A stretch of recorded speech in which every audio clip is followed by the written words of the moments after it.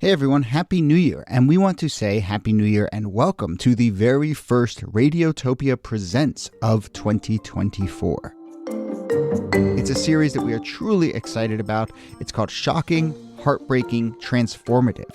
Now, this is from documentarian Jess Shane, who put out an open call on Craigslist and then worked with 4 strangers to explore the standard rules that documentarians and journalists use to tell their subject stories. So this series gets into all sorts of questions about what happens when people's real lives are collected, edited, and consumed. The show pulls back the curtain on what goes on behind the scenes of your favorite nonfiction shows. And then it turns in on itself and some really interesting twists and turns along the way in the making of the show. I've gotten to know Jess a little bit over the making of this show. Every time I chat with her, there's a new wrinkle to this story. It is really incredible. So go check out the new Radiotopia Presents series, Shocking, Heartbreaking, Transformative. It is out now on your favorite podcast platform.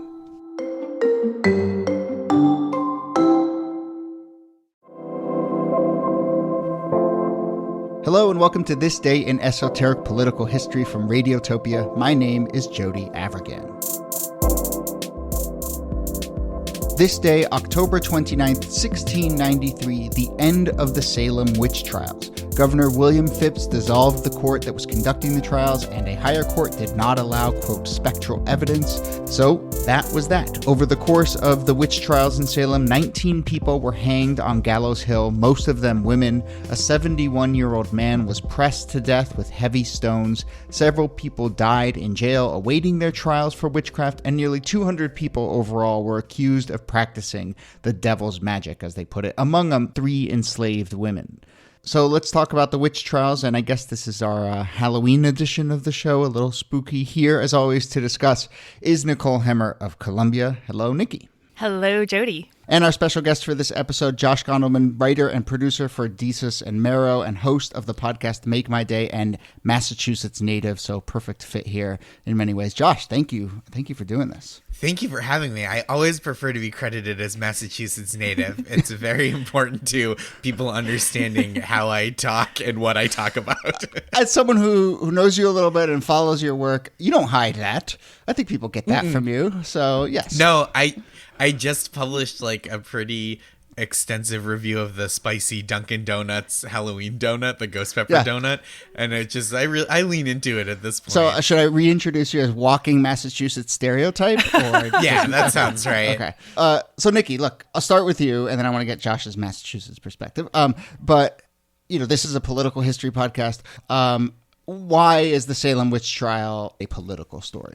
So it's a deeply political story that has to do with sort of power struggles in the village of Salem, that has to do with who exercises political power and who doesn't. Certainly the people on the margins who were accused of being witches and who were ultimately executed by the state were both political actors and people who felt the full brunt of political power and political violence in their lives. So it's definitely about politics, maybe not electoral politics, right. But certainly about crime, punishment, society, all those good things. Josh, when you kind of got to know this story, I don't know, was it part of your curriculum growing up? And just in general, like, did you understand it in these sort of deeper ways? What was the version of the Salem witch trials in your head? It definitely was something that we got exposed to young. Like, as a Jew from Massachusetts, on one side you get like, hey, never forget the Holocaust, 8-year-old. And then on the other side, they're like, we used to just set ladies on fire like 15 miles from here. And it's like, yikes.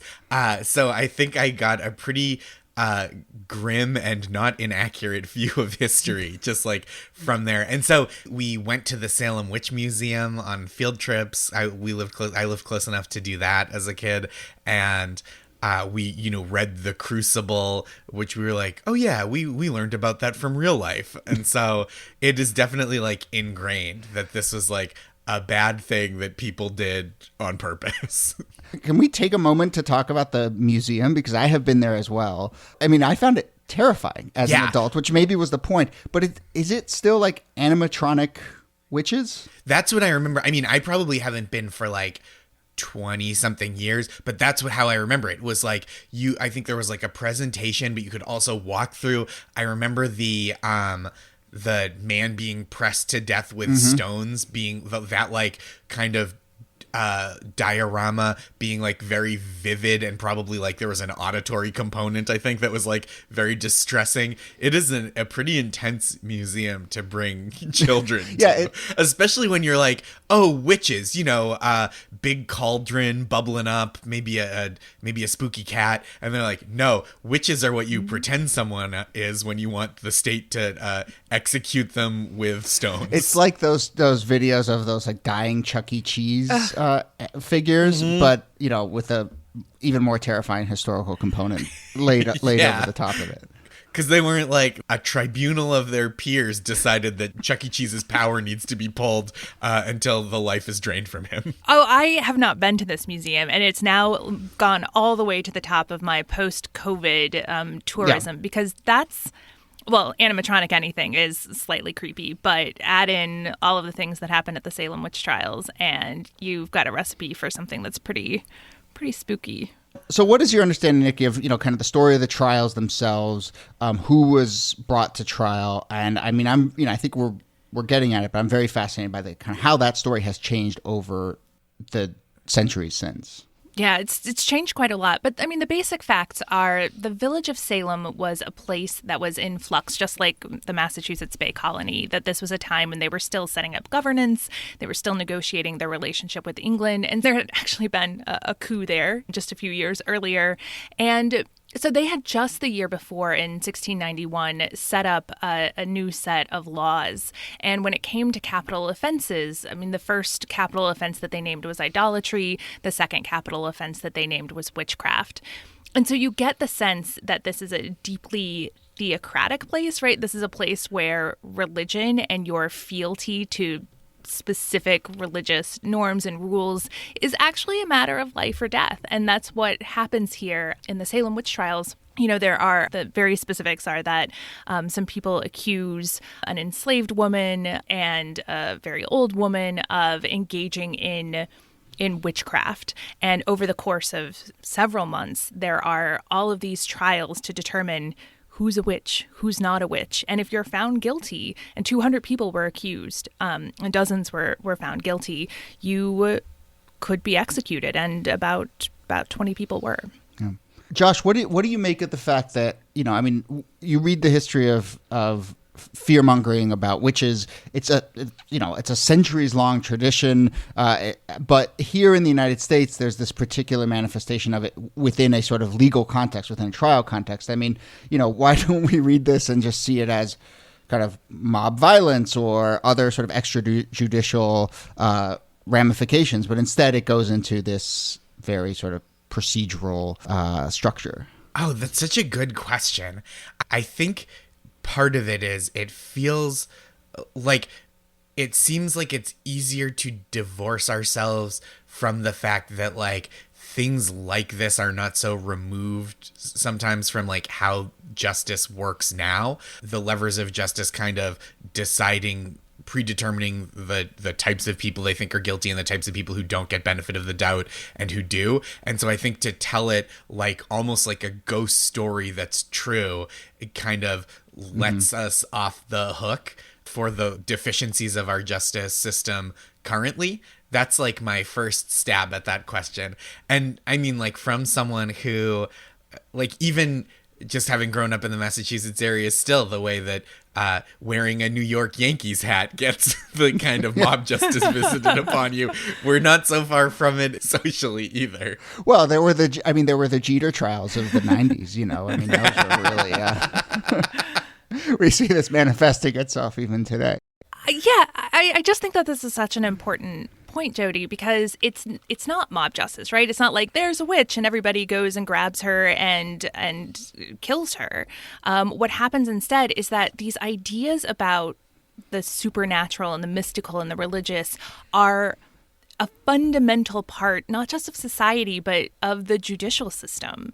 And I think that Josh is right, that we still have some lingering Things like this. I mean, there's been a whole set of reforms in the judicial system today over things like hair evidence, where they're like, actually, we treat this like science, but it's just kind of bullshit. But back in the day, like, you had debates about whether spectral evidence, so like ghosts, could be used in a trial that would end in a person's execution. And in some of the courts, yeah, that was enough. Right. Well, that's the really fascinating thing here about this particular moment that we're marking when the court gets disbanded. It gets disbanded, and then the superior court, where these cases would essentially go, the court declared that it would not allow, as you said, quote, spectral evidence. But I mean, I find it so fascinating that the thing that ended the witch trials was not, oh, maybe there aren't witches. It was more like, well, we don't have the legal code to take on these kind of cases, so we're going to have to end this process. Right. Oh, they're still out there, and I wish we could nail them to the wall, but we've got to let these witches off on a technicality. Right, the soft on crime Puritans of the Massachusetts Bay Colony. Like, it's procedural, and the thing is, eventually spectral evidence would be no longer allowed in superior courts in Massachusetts Bay Colony, but for a while it was like, well, let's attenuate this. Like, you can still use spectral evidence, but it can't be the sole piece of evidence that a person is convicted on. It's more circumstantial than the kind of evidence we want in one of these trials. And I think it's a way of kind of hedging about this very important set of religious beliefs, right? If you believe in specters, you don't want to say like, oh, that's not real. You just want to say, oh, that's not quite enough. Niki, can we talk a little bit more about the sort of understanding, I think even in more recent years, of the sort of racial and gender elements here? I mean, I think there's been some really interesting research here that kind of shows, as is often the case, this story really broke out along those lines.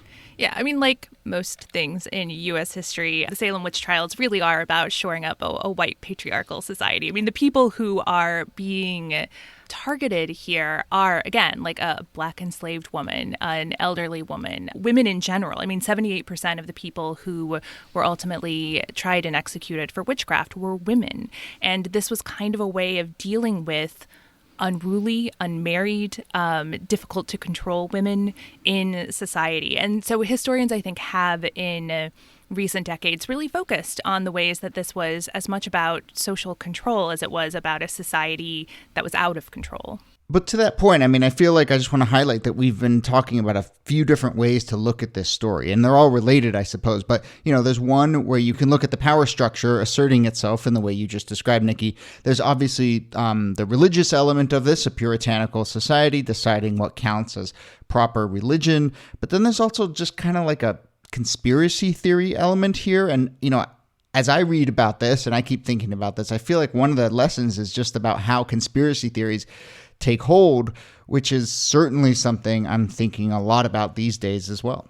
I think sometimes those things are bound up, right? Like a religious fervor that can lead people to put extra credence in these kind of conspiracy theories. Like the conspiracy itself is more powerful because it's tied up with religion, and there's a religious reason to like act upon it.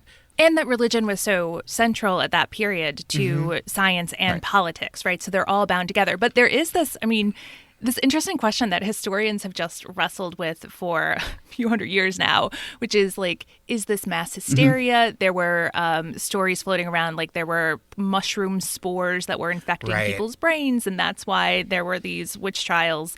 And then others have pointed to the fact, well, look, it's these marginal women who are being attacked in a community that had already been fraught with all sorts of other kinds of tensions and arguments and accusations. And there's a real political vector to these witch trials and who's accused and who's ultimately executed. You know, you started by describing, obviously, this is a moment when this country is in flux. People are figuring out society. And I feel like just that instability creates a vacuum and creates space for conspiratorial thinking, for the abuses of power. I mean, you know, we talked about the HUAC trials, right? And you have this moment where America is not really sure of its footing, and now all of a sudden people come in and can like use the wheels of justice to define what it means to be American. We're certainly, I think, seeing that now when we just have a sort of shaky sense of ourselves. all of a sudden everything feels up for grabs and it just creates this sort of vacuum. Yeah, conspiracies were huge in sort of 17th and 18th century U.S. It infuses everything from these witch trials to the American Revolution. Like, somebody's always out to get you. There's always some sort of conspiracy lurking. So that's part of the American and U.S. story from pretty early on. It's right there under the surface most of the time. Incredible. I mean, I guess it didn't go as far, but like, if there was Facebook back then, it wouldn't have just been the Salem witch trials. There also would have been like the Omaha witch trials. It would have had, this feels very QAnon, but with the apparatus to, like, when someone is accused, to be like, well, we're going to put him on trial and then we're going to throw him in a lake. Like, that's, yeah, you know what I mean? Like, it just goes, there's just that power existed and it was so localized. Right, yeah. And I mean, it certainly would have spread a lot faster now. So we could start to wrap up here, but one thing I think that's really interesting to point out here is the town of Salem. Josh, correct me if I'm wrong here, but I think the town of Salem, it's not called Salem anymore. It's now Danvers. Is that right? I think it was renamed. Or well, there's also a Salem, but I think Danvers was, and there is Danvers, but I believe that Salem was like much more than it is now. Like it's now it's just one town. I think it was like a much broader part of the state. Somebody's gonna yell at me if I'm wrong. Like, are you serious, guy? Dude, that's Peabody. That's friggin' that's Nahant, which is not that close. Swampscott, like, Marblehead, other town names. We could just do this for the rest of the episode. But I do think that this idea that the town of Salem was renamed, or the place was renamed, is important in that, to me, Niki, it indicates a little bit like there's been a reckoning with this. And certainly over the centuries, there's been a reckoning with this. And I want to kind of end there with a sort of an understanding that, like, we can look at the darkest chapters of our history and we can reckon with it, and we don't have to move on, but we can, like, take actual tangible actions, like renaming the town, to try and deal with the, darkest chapters of our history. And look, it turns out that renaming the town didn't actually end our ability to access the history of the Salem witch trials, which is also, I think, an important lesson for people curious about how to reckon with dark periods of American history.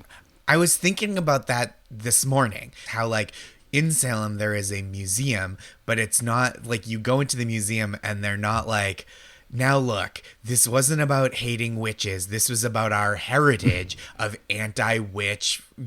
That's what we want. We have to recognize this. And there's not like a flag of like a lady being tied to stones and thrown in the Atlantic Ocean. You can study this stuff and like keep it as part of the history. And obviously there's the camp factor of how Halloween is really big there, and there's this kind of extra layer of it as like a supernatural, spooky kind of campy factor. But I do think the museum isn't like, you got to hear both sides of the Salem witch trials, which, like, I've just been desperately trying to find a context to work in the phrase "a thin broom line." That's pretty good. Maybe we'll name the episode that. All right. Well, that brings us to the end of the episode. We will leave it there. Nicole Hemmer, thanks to you as always. Thanks, Jody. And Josh Gondelman, this has been really fun. We've been wanting to have you on the show for a while. Desus and Mero, and of course the podcast Make My Day. Thank you very much.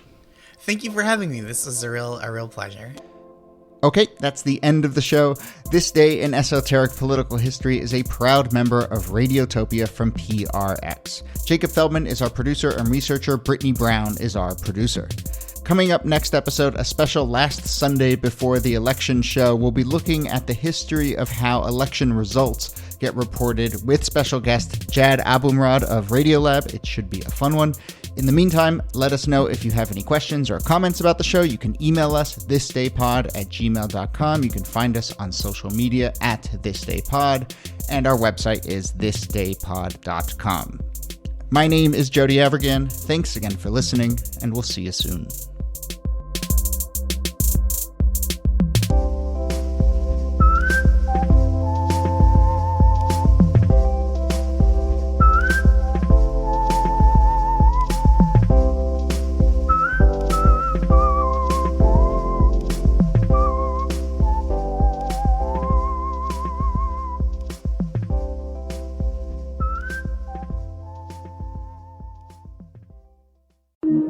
Radiotopia.